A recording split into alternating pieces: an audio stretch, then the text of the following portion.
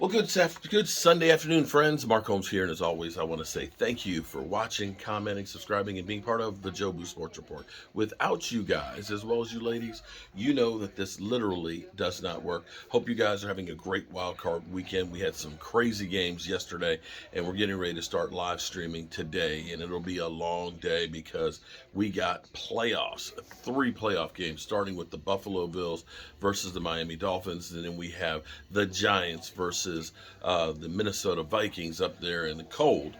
It's cold outside. It's not cold inside. The Followed up by Cincinnati versus the Ravens.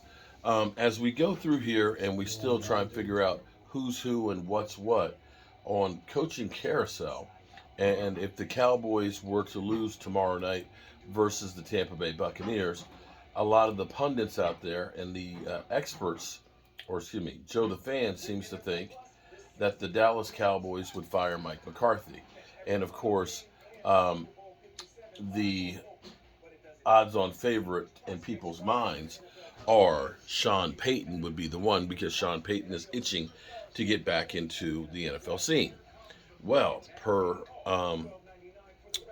Ian Rappaport, Sean Payton believes that the Dallas Cowboys are not going to make a change, not going to do it, and that he will not be coaching the Dallas Cowboys or the Chargers.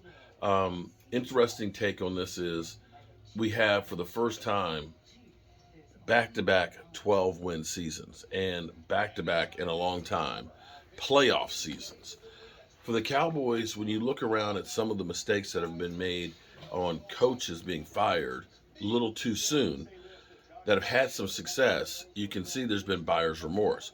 You can look recently at the Raiders where they ended up being a playoff team with the interim coach, 10 wins, fired the coach for a name in Josh McDaniels, who ends up basically running them in the ground where they literally are starting all over, similar to what he did in Denver.